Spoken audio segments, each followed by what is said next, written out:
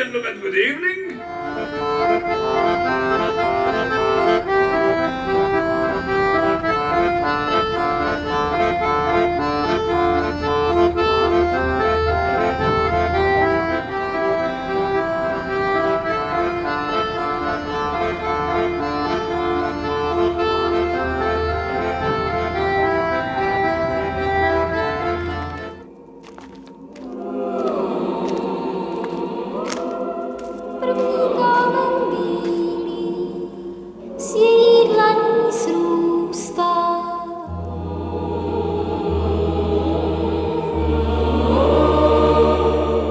This is Burn Power coming to you from Tbilisi, Georgia. Here to share with you some of my reasons to visit Prague. Now, some of you might be on my Georgian channel right now, and you should realize I'm doing more travel-related things here, so not just Georgia. Others of you might be seeing this on my channel for puppetry and other documentation of my journeys through Europe. In which case, welcome to those from both Georgian Crossroads and beyond, and Gravity from Above. Well, I have been going to Prague since the year 2000. I've been there 6 times. I'll describe that a little bit more. And we're going to get into the reasons why I keep going back. Before we do, I just want to remind you, hit like. Subscribe to the channel, please. If you feel like contributing, you can get, for $25, you can get a rare book, there are only about 50 left, of my 3 puppet plays. Just send $25, include the word book, and it's yours. And finally, I just started a Patreon. There's a link for that down below. I'll mention it a little bit more at the end. I started going to Prague in the year 2000. It was almost an accident. I mean, it wasn't really an accident. I was on a 2-month leave of absence. And I was just starting to think about puppetry. And one of the reasons I started thinking about puppetry is because I ran into the puppet animation films of Jan Schwankmajer and the brothers Quay. But it was Schwankmajer's strange world that he had created. Not all of his films are puppet films, but the ones that are wonderful. Well, I said to myself, what if it isn't just the animation process that's interesting to me, but the puppets themselves?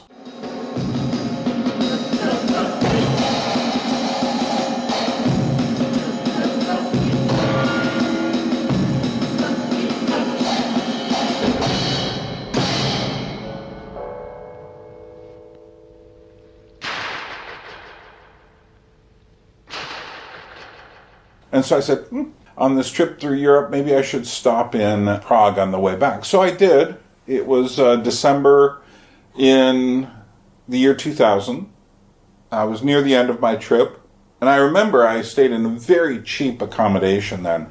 Prague wasn't quite the international destination that it is now. It was still a little over 10 years since it had freed itself up from the communist shackles.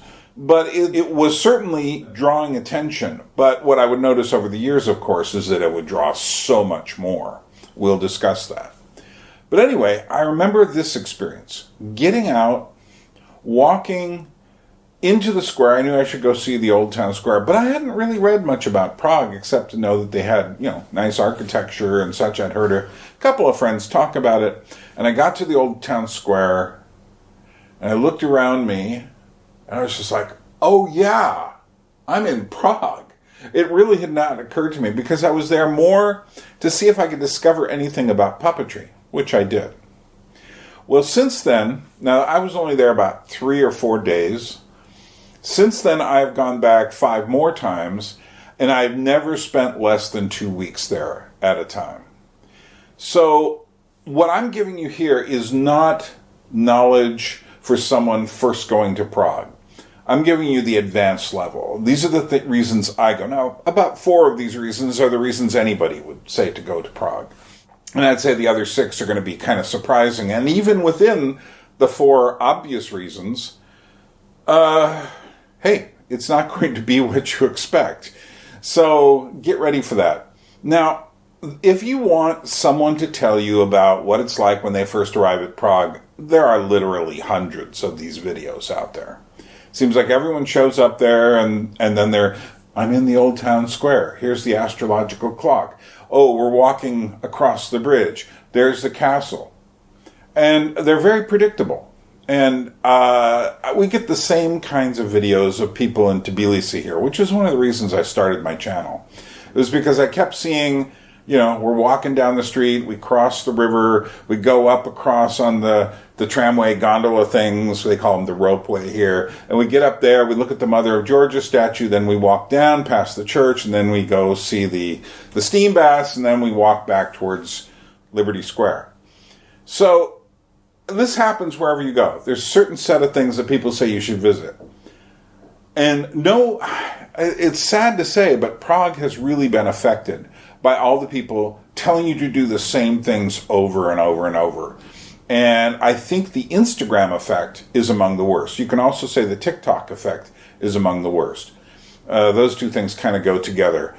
And that is to say, for instance, you'll go to a place, there's a long line of people, and they're all waiting to get a photo for their Instagram or TikTok or whatever that shows them looking in this endless mirror of books in the library.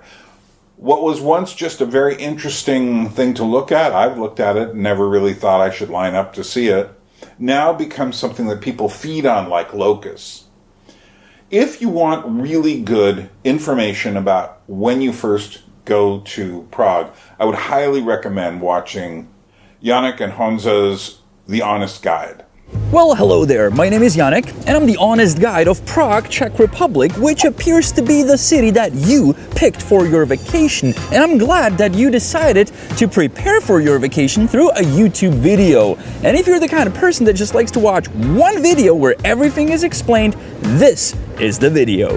They're trying to get you off that main drag. Now, there are ways to see it, but we'll mention that in a minute. So let's start with, this is in ascending order. These are my 10 reasons why I really like going to Prague. And the first one is the most absolutely cliched reason. And that is, the beer is really great.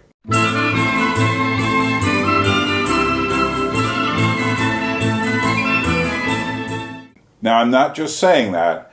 Everyone who comes to Prague acknowledges that. If you like beer at all, the beer in Prague, it's like some holy spot where the water is perfect and the way they make it is perfect, and especially the Pilsners, but they also have darker beers as well.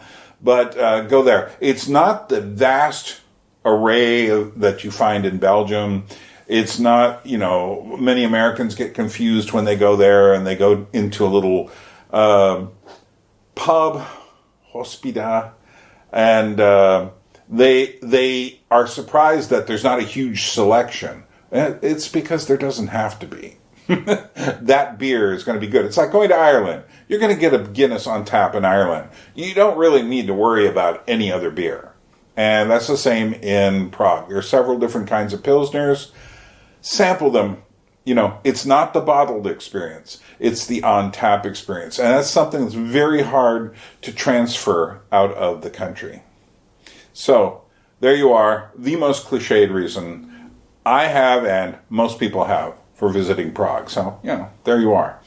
Next.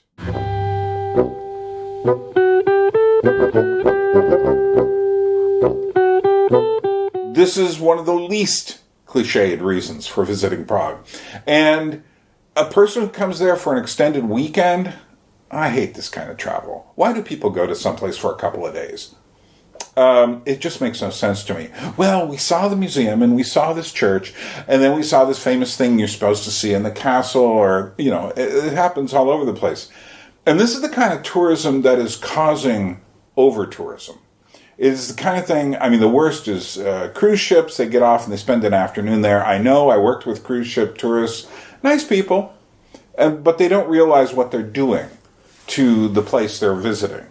They're creating these massive blocks of people. In Prague, so many Europeans come there at all times of year for an extended weekend. It's a nice place to get away. But I don't know. This kind of travel, maybe that works for you, but the problem is, does it work for the place you're visiting? Well, if it does, you're never going to find this next thing that I go to Prague for. And that is the humor. More specifically, the black humor. The Czechs, the Praguers, the Czechs have a way of being humorous. They can be absolutely stone-faced, tell you the funniest thing you've ever heard, and just have a wry little smile at the end of it. It's amazing. And when I say black humor, I actually took a French friend of mine who is a puppeteer, as am I, and I've been researching puppetry, to a children's theater festival. And so we were watching children's theater, and the people in the audience were all ages of children, young through high, all the way from the beginning to high school.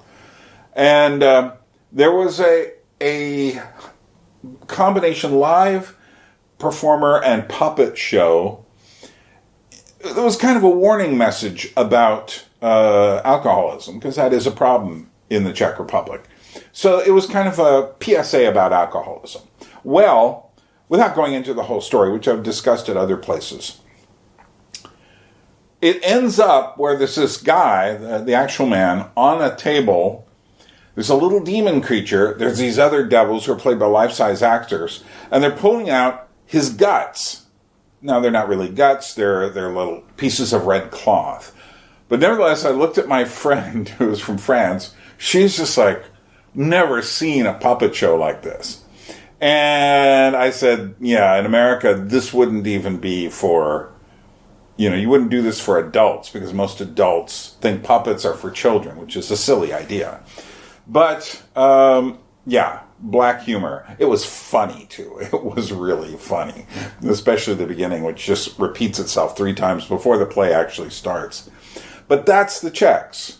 And so if you watch someone like Jan Švankmayer's films, or you watch Miloš Forman, his movies, or any other Czech content you come into, there's always this humor in it. And the Czechs always kind of, it's almost like this secretive thing they do. But once you begin to understand the culture, you start to see it everywhere. And I remember I did an interview with a couple of lovely younger Czech women who did puppet shows and such. And I said, yeah, there's something about the humor. And they both started laughing. Because they understood. It's a serious part of their culture. In a way, having visited many different cultures, children's entertainment through puppets, you realize every culture is giving their children something different. And what the Czechs are doing is giving them an outlook on life that will prepare them for the darkness and to be able to have a sense of humor about it. So, did I mention this isn't for the first-time traveler to Prague or the Czech Republic? Next. Now, this is more normal. Walking.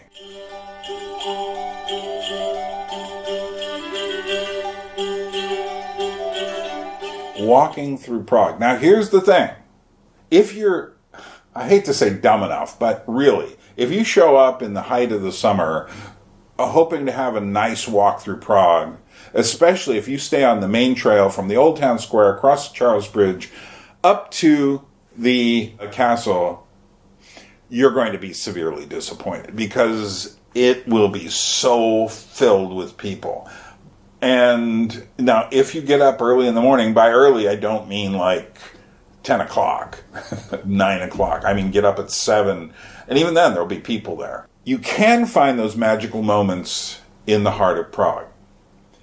However, even in what we would call the shoulder season, the autumn, and especially around Christmas time. Last time I was there around Christmas time, it was just so crowded.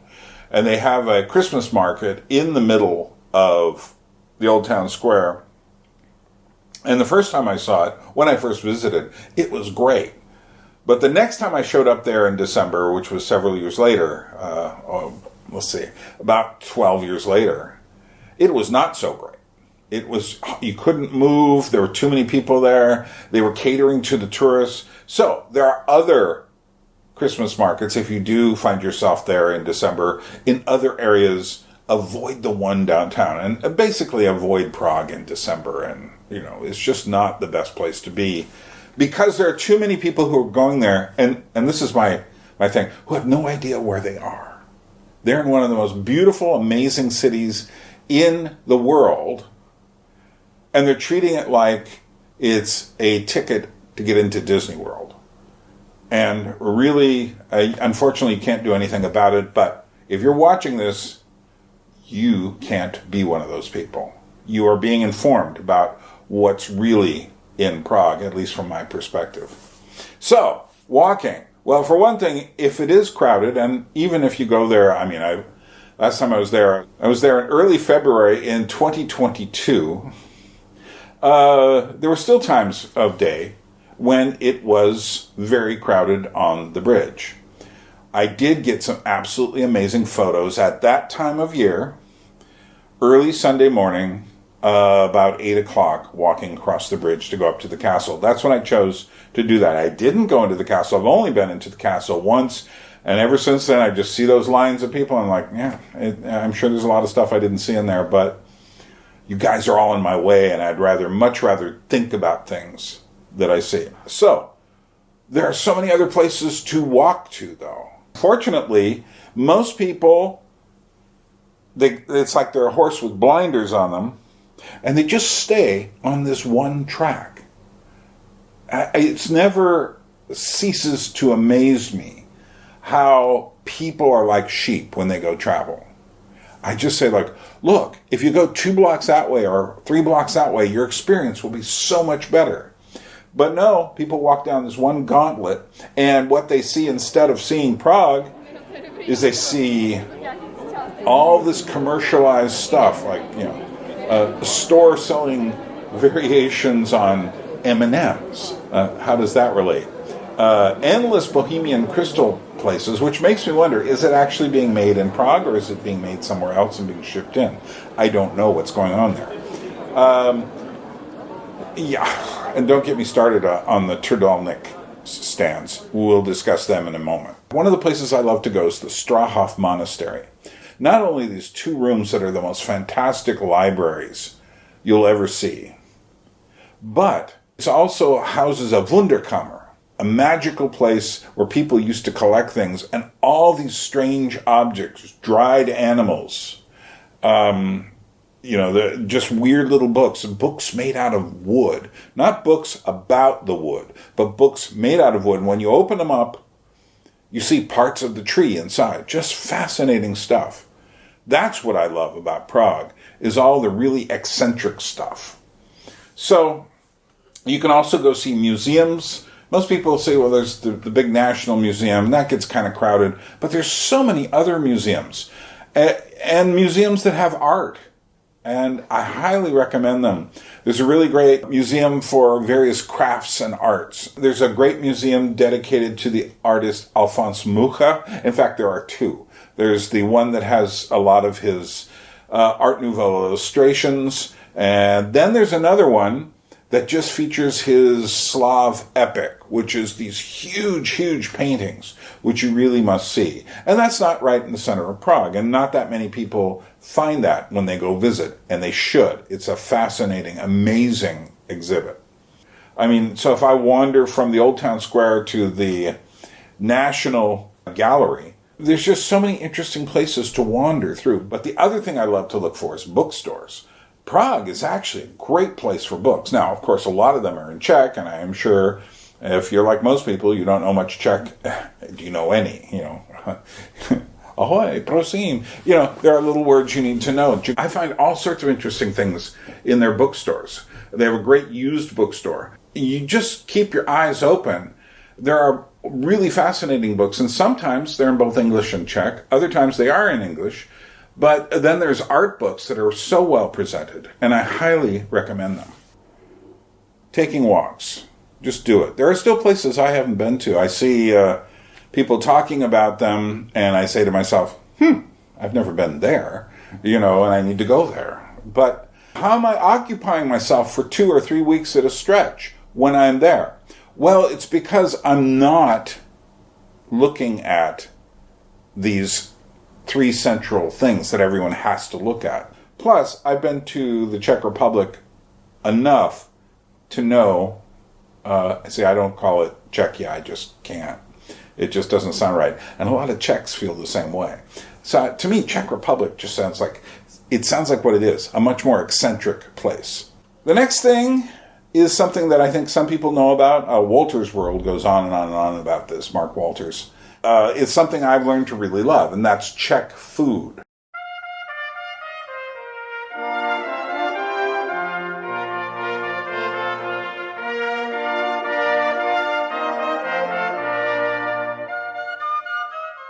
The first thing you need to know about it are the bread dumplings.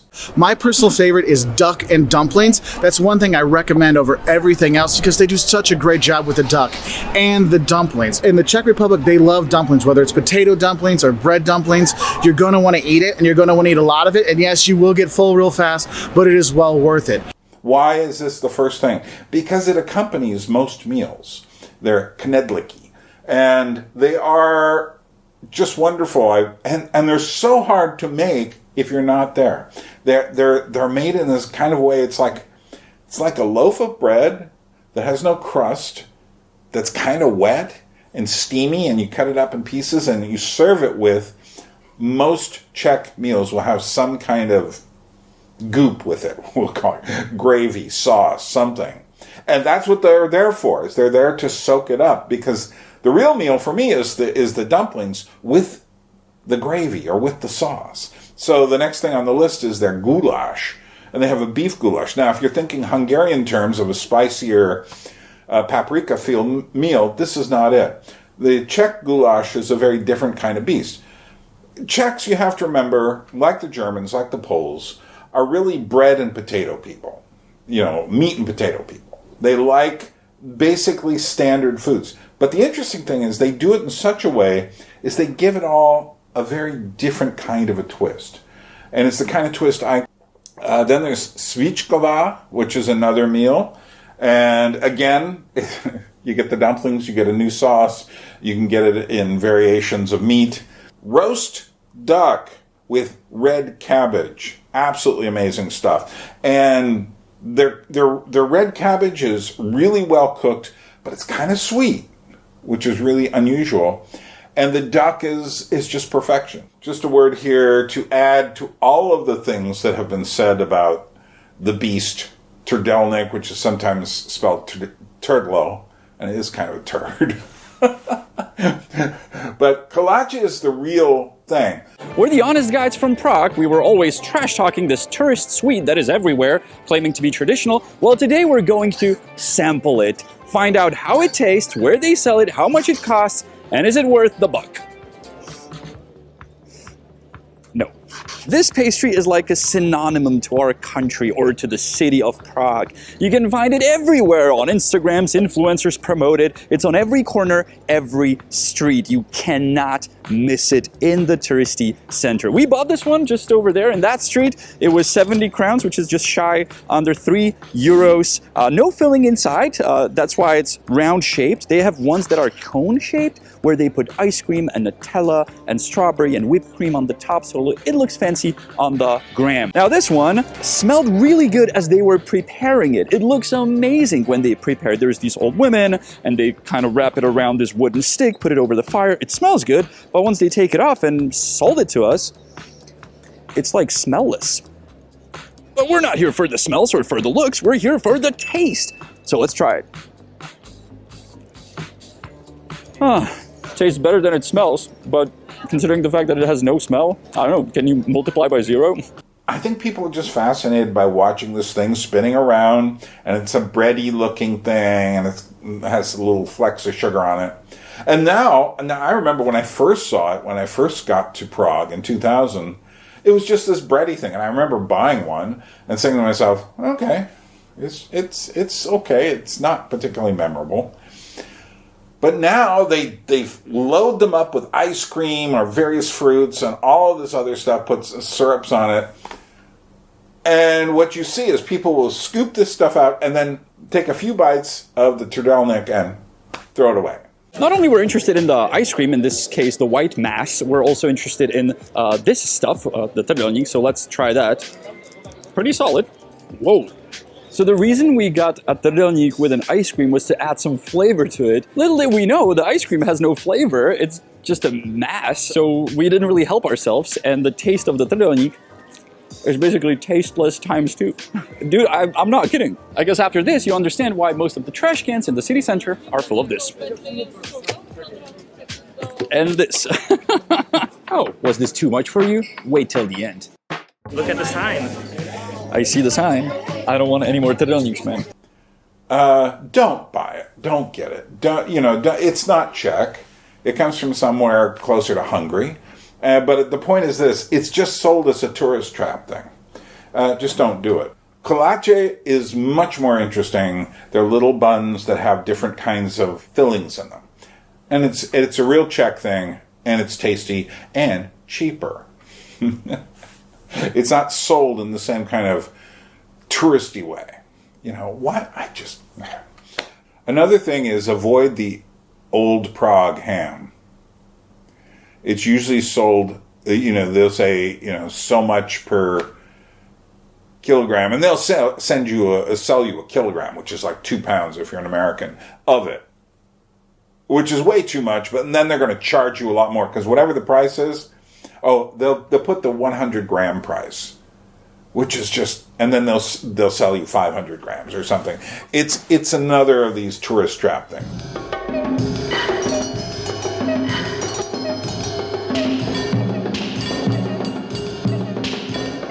Okay, now we're back to the obscure stuff. This is why I visit Prague. And this is one of the main reasons. You heard me mention Jan Schrankmeyer at the beginning. Well, I go because of Czech Animation.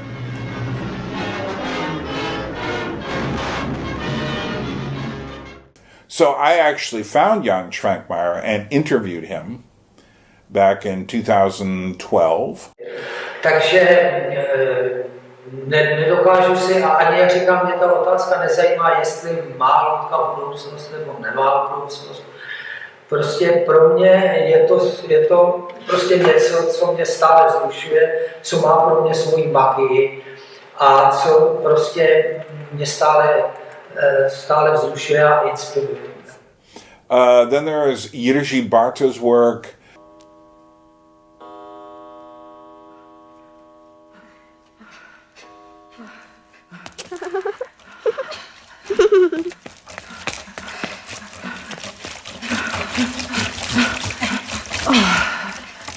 Karel Zeman, who does a very strange mixture of animation with live actors and strangely homemade backdrops.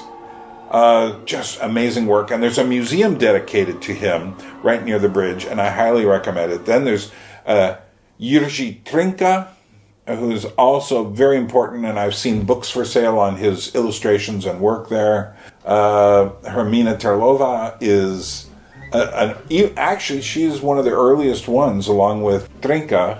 Many of these people, you can find their DVDs there for sale, which I highly recommend because they're almost impossible to find anywhere else. And Czech film in general has so many interesting aspects to it, whether it's Valerie and her Week of Wonders, or Katica, which is a story about kind of 5 folk fairy tale stories together.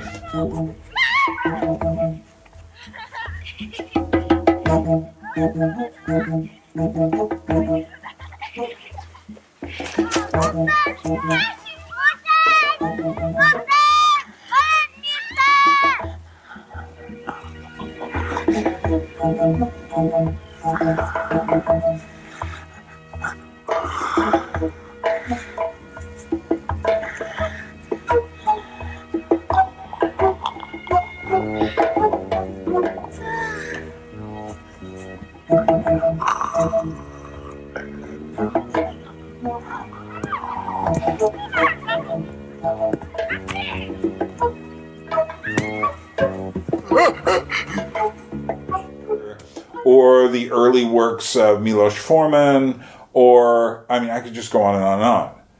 So, And when you go there, then you can find a book about these things.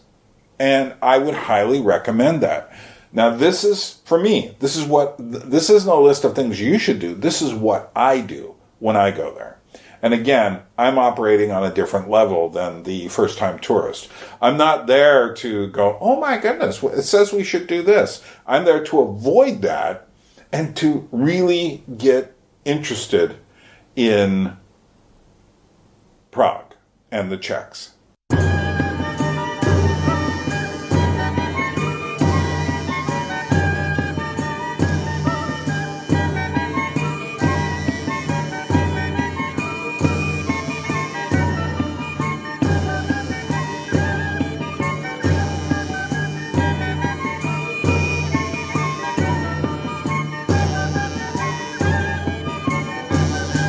One of the things I've come to realize over the years is just how fascinating all the statues are in Prague. Maybe there's one or two that aren't, but there's so many.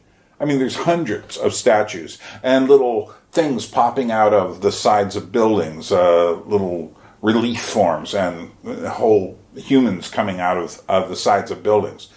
Absolutely amazing stuff. And here's the thing. Now, I just recently went to Florence. You can see my other videos for that here on Georgian Crossroads and beyond. And I love the statues in Florence. Florence has, of course, Michelangelo's David, and it has other Michelangelo statues. But they also have so many other really classic statues there. And there's a whole museum for it. But if you were to ask me which city has the most interesting statues in the world, Prague, hands down. And what's funny is most people don't realize this. Most people are just kind of walking around and they don't notice the bronze of someone who's blindfolded and playing a stringed instrument outside. Maybe they've heard of the upside-down horse with the knight on it riding his belly hanging from a ceiling, but can you find it?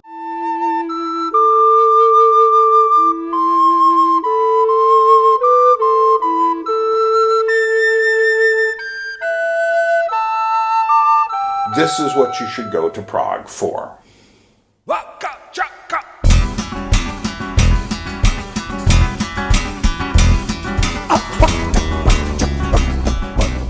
And then the next thing is a more subtle thing. It's the Czechs themselves. And the reason I say it's more subtle, for instance, if I was to tell you about coming to Georgia, I would put the Georgians near the top of the list because the Georgians are very outgoing. The Czechs are a little more reserved. They're a little more, like I said, the thing about the black humor, you don't find that out right away. The Czechs themselves, they're friendly. When you meet them, they're friendly. If you can get past all the workers and such who are from Romania or Vietnam or someplace. But if you actually meet the Czechs, they're very interesting. But they're not going to go out of their way to meet you. They're not going to say, oh yeah, I want to be your Facebook friend. And then you contact them and spend a lot of time talking. It just doesn't work that way. I often think the Czech language sounds like people who have for hundreds of years been kind of whispering to each other. And it just has perfect tones for whispering.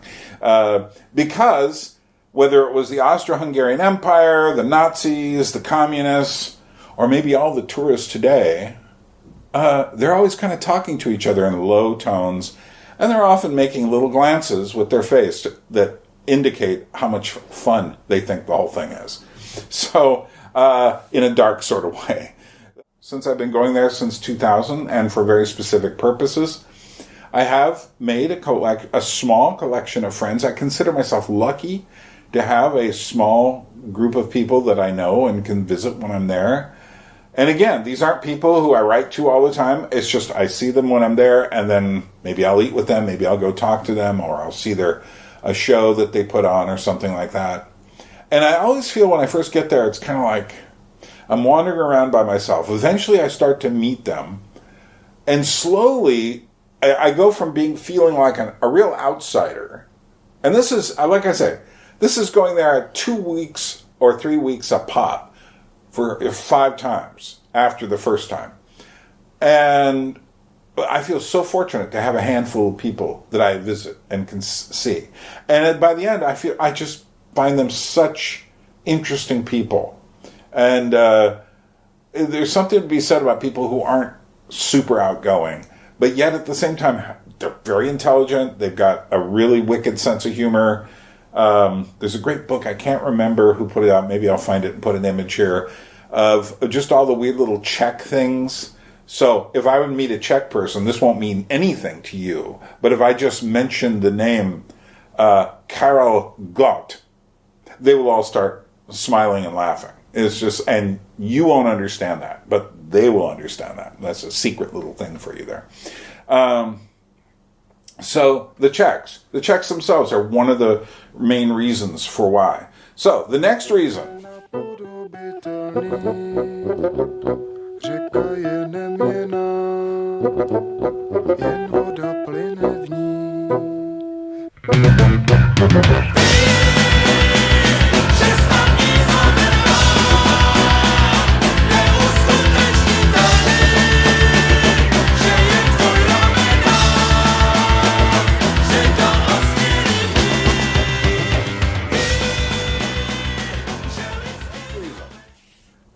Czech music. Now, this is another really obscure thing.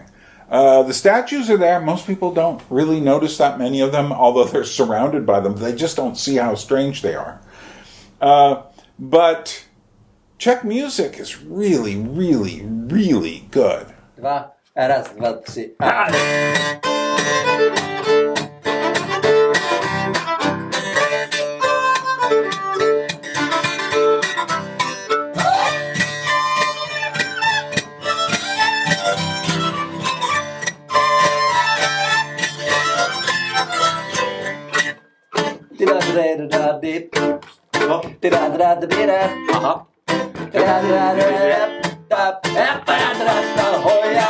Hoja, žena moja, hoja, duša moja, prepila mi volky, spustili pacholky, duša moja, prepila mi volky, spustili pacholky, duša moja, hoja, žena moja, hoja, duša moja, budu já ze šenku, po tvoju sukenku, duša moja, budu já ze šenku, po tvoju sukenku, duša moja, hej! Da da da da da.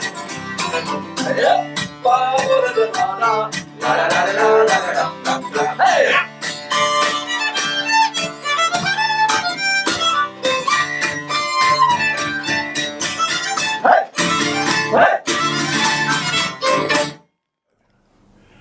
And it's in many forms. My favorite forms are kind of a neo-traditional folk punk style. Bands like Trabant and singers like Raduza. They also do rock music. I mean, some of the people I really like, I just mentioned Raduza, Trabant.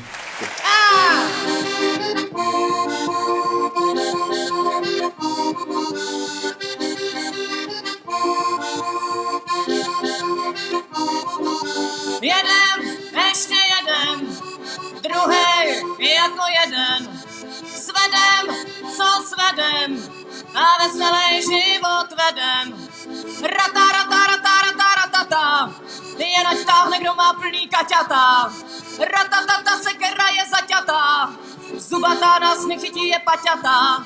Zvěře od svatýho vítá, mýho benke dolče vítá. Slunce rozpaluje kámen, dnes všecko, zejtra amen. Joho!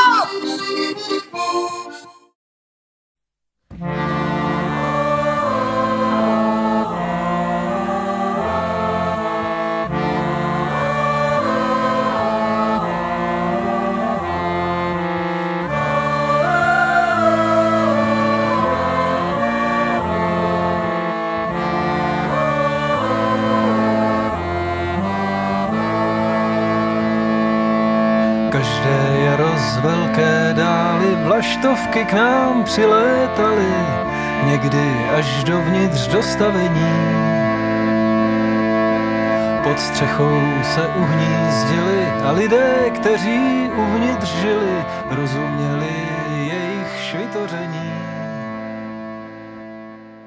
The Plastic People of the Universe were a great kind of underground band influenced by people like Frank Zappa from the communist era. They did these underground concerts. I actually got an album by them back in the 80s when they were still underground.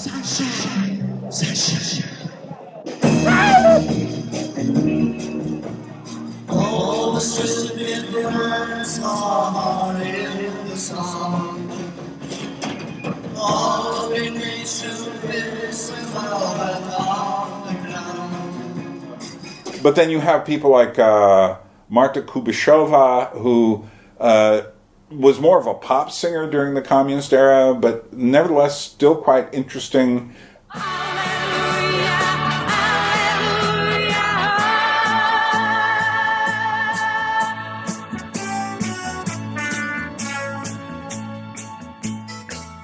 Záronské růže je v ní žárdenice odpolední, na rtech jejich réva sladká, nardem voní kůže hladká, jmenuje se Magdaléna, není svatá, je jen žena, aleluja. Jak studnice. Then you have Jana Zebrobra. Try it again. Then you have Jana Zebrobra. Then you have Jana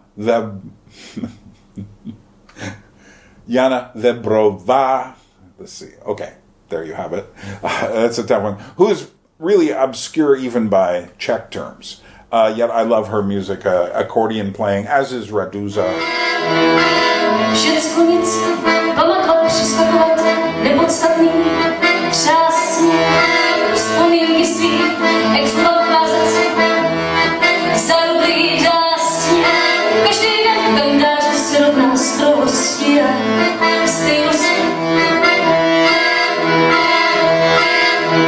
A bezmyslí to a rozděl,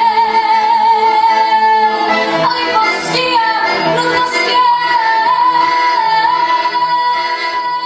You have Korea Bohemica, you have Jaroslav Kriček, and I really love Baroque Czech dance music.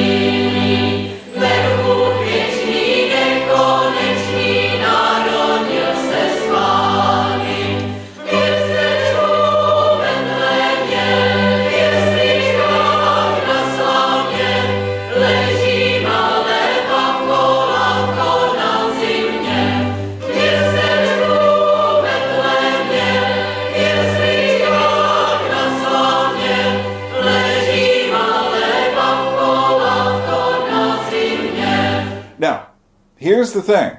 When I go to the Czech Republic, it's the only place I can find this music. Nobody outside of the Czech Republic seems to know much about Czech music at all. And I say this as someone who has spent a lot of time with music. And I have a very, very large music collection. I have, records and discs, probably over 13,000. So I know my music, and I also know nobody I've ever met, and I've met so many people talk about music, no one ever talks about Czech music. It's just something, it's in the country, and that's it. And I love to go through record stores. Unfortunately, they've been diminishing over the years because of all the nonsense going on with streaming. If you're streaming, you should seriously consider stopping and going back to buying CDs, particularly when you find someone who's an artist today. But there are still stores I can find. Last time I went there in 2022, I found about 3 or 4 Trabant albums, and I was just so happy. Just such great music. And Ujeme Doma, and I could just go on and on and on. There's just so much great music that nobody in the world seems to know about but the Czechs. And if I'm telling you this, it's probably the first time you've ever heard it in your life if you're not Czech. And if you are Czech, you're probably got a really wry smile on your face right now saying, okay, maybe you know something. So yeah, Czech music, absolutely amazing. Every time I go there, I have to pick up more. And there's no way to find out about it except being in the Czech Republic. And just going online and typing Czech music, you'll get lost. You'll find Americans doing Czech disco music or something from the 70s, which isn't bad. But, okay, so finally, number 2.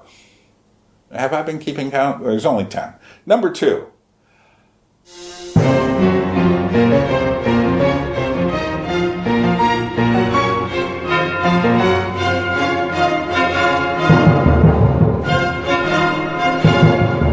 Architecture. Now, this is in the obvious category, obviously.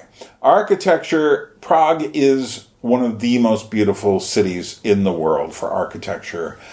I'm of the opinion it might be the most beautiful city.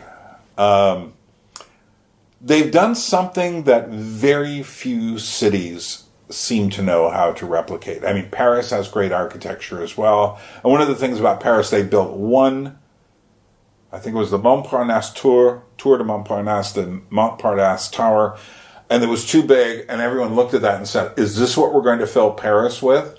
And they made a law that within the main periphery of Paris, there would be no more of that kind of architecture. So they built a whole area for it called La Défense, and that's where it all went, which is fine with me. It's a crazy place to go, but that's their financial district with crazy buildings.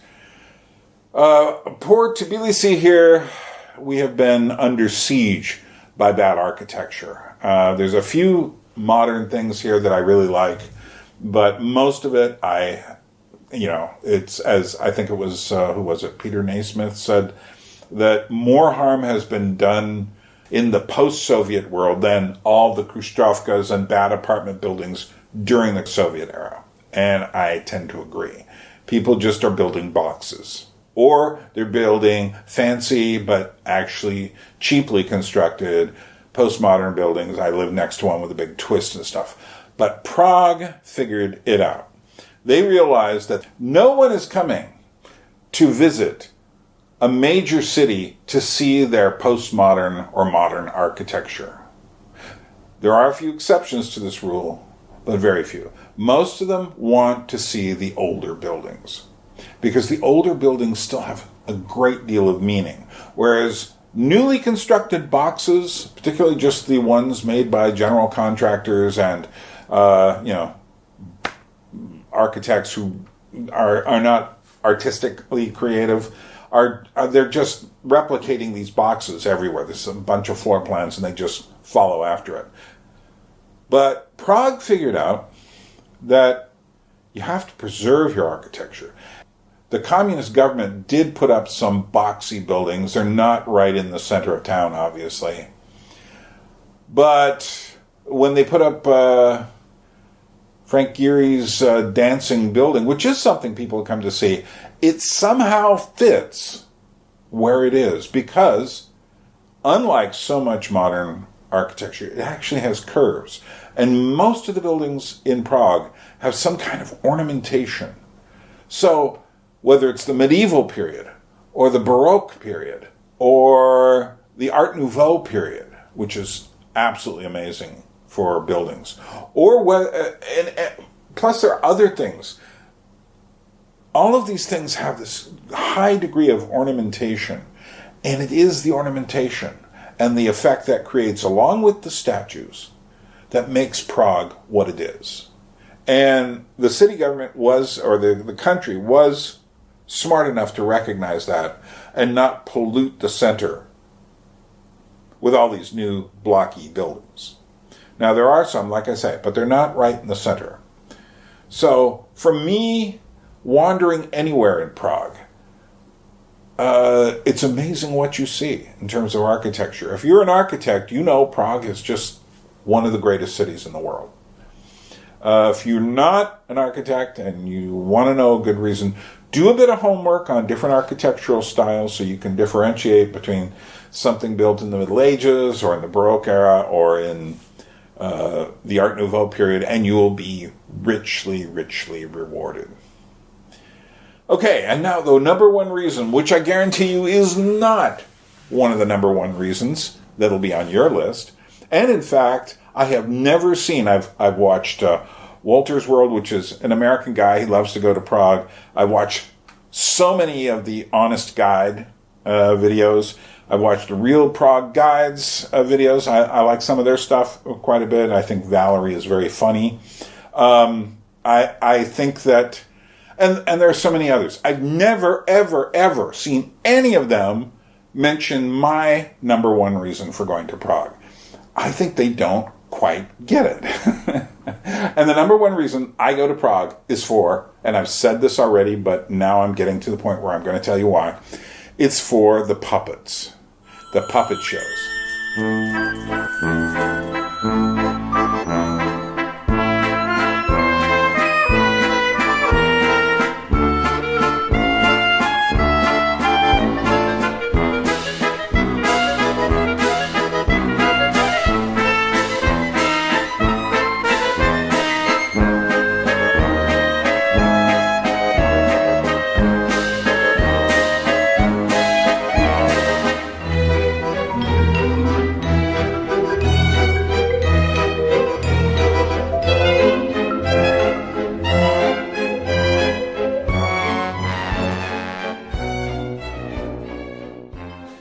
Things related to puppetry. The Czech Animation relates to puppetry.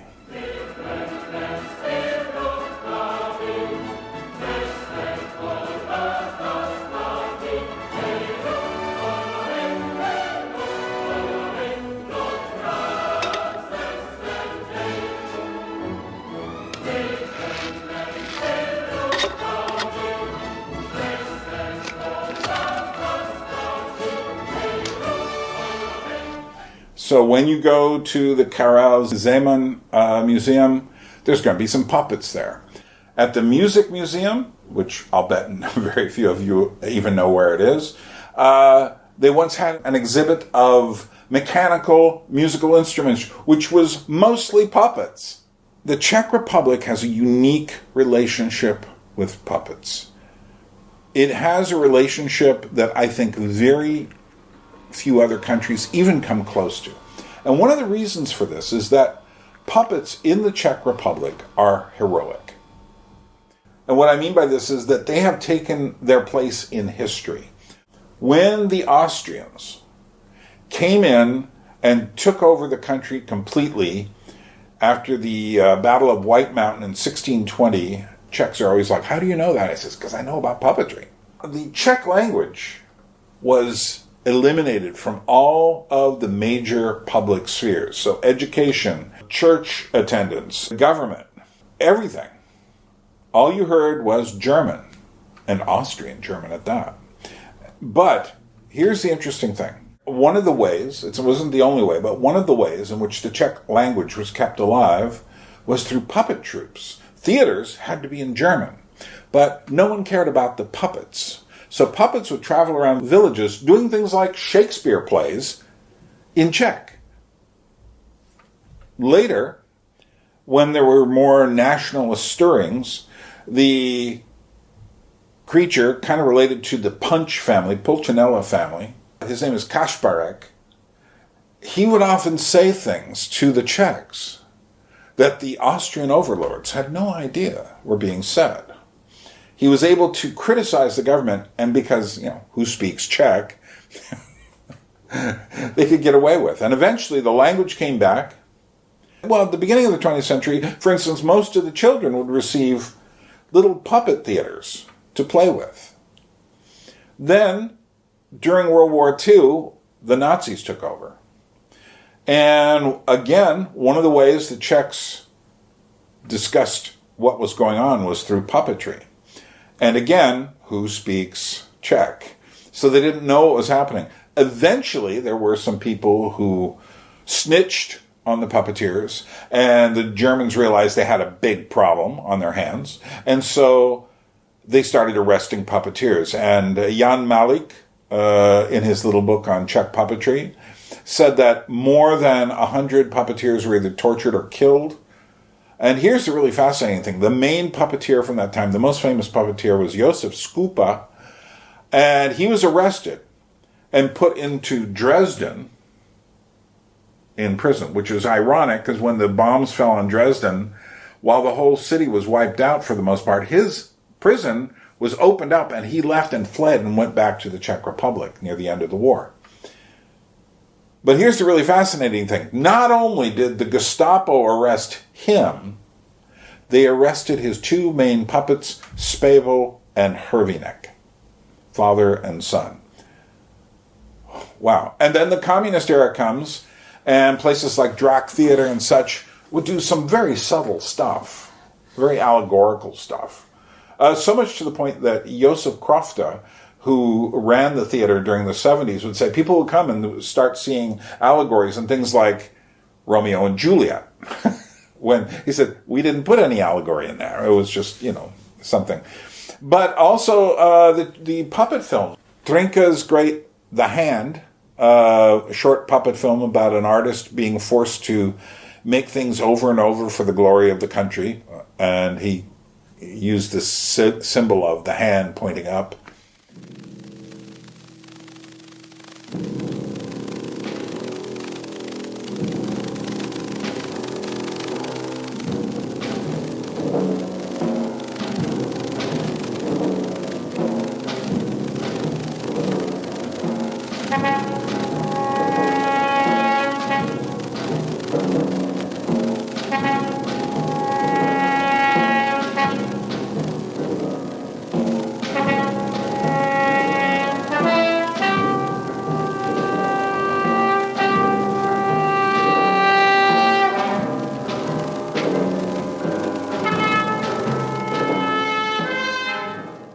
Then Jan Schwankmeyer did some things that caused the government to look at him and say, what are you talking about? This isn't really permitted. And this was during the time of the Prague Spring, and then the Russians came in with their tanks and crushed the country and said, nope, you're not doing this stuff here. We're not having communism with a human face, which was, I guess, the slogan that the rebels had. They weren't that big of rebels, really. But nevertheless, it was too much for the Russians. And then the Czechs, the Czech communists, looked at what Schwankmeyer was doing. They just didn't get it. They knew he was talking about something. It was all allegorical. And so they shut him down for about 6 or 7 years. When I got there, I went with the Drac Theater traveling on the Czech roads, which was some of the most scary driving I've ever been in my life. But the theater troupe was doing a play which involved live actors and puppets that was about, is the Czech society now selling its soul for money after all the other ways in which we've been captured? That's what puppets are in the Czech Republic. They have been an underground voice. And so the things I go to look for is, well, I know the people who run Loutky, which is the oldest puppetry magazine in the world, well over 100 years old. There is the National Theater, where they've been doing a Don Giovanni Mozart, but kind of a shortened version of it with puppets. That's a great way to start for people who are just visiting. There are other theaters there that have puppetry. You have to kind of do a bit of research. And if anyone's interested, get in touch with me, and I will let you know what to look for in a more complete way. I'm thinking of doing a kind of puppetry map of Europe, of the places I know where you should go. Now, it would certainly be incomplete, but it might be helpful as a way to begin understanding puppetry. But the point is this: puppetry in the Czech Republic, while there is puppetry done for children, is not just for children. And one of my favorite people to catch up with, and I don't know how much longer they're going to do this, these guys are getting older, but it's the group Buchty a Loutky. I'll put the name here. And they play at the Švandovo Divadlo, the Švandovo Theater. And they do shows for both adults and children. I find both their shows for adults and children fascinating. They so inspired me that when I first saw them, I said, I think we can do this in Alaska. And so I went back and started the Lilliputian Puppet Sideshow. They weren't my only inspiration, but I would say they were the thing that said, we can do this. If these guys can do this, we can do this.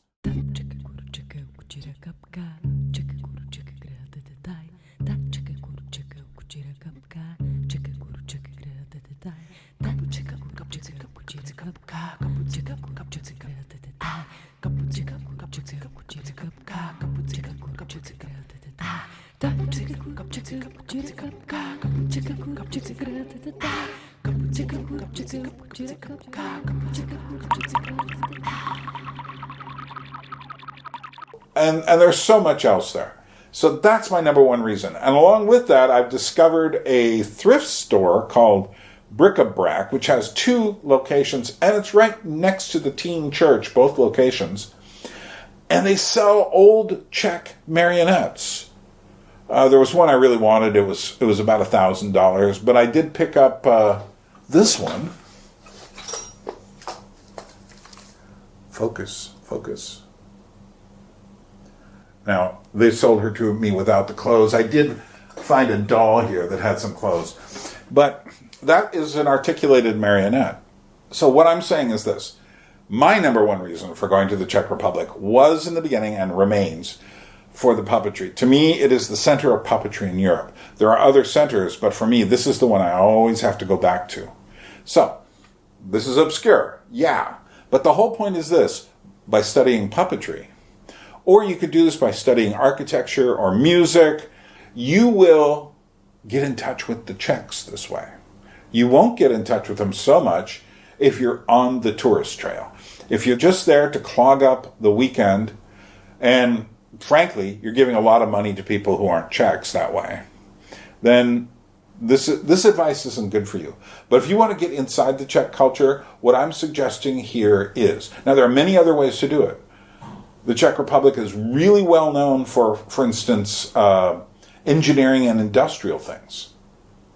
And there's a huge museum for that, which is near the other Alphonse Mucha Museum, the Slav epic, in that area. There's a huge museum. It's incredible. And there are other things. That's how you get in touch with the culture. Not by doing the same 3 obvious things everyone else is doing. So, my thanks to the Honest Guides and all the other people I have watched who've told me about Prague, who've been there more than a couple of times or lived there. There are several other YouTube channels I could mention. Some aren't active right now. But the point is this. Don't just be one of those people who goes there and says, oh, we're eating one of these trudelniks. Oh, we're crossing the bridge and it's just totally crowded with people. And act like you found Prague. You haven't.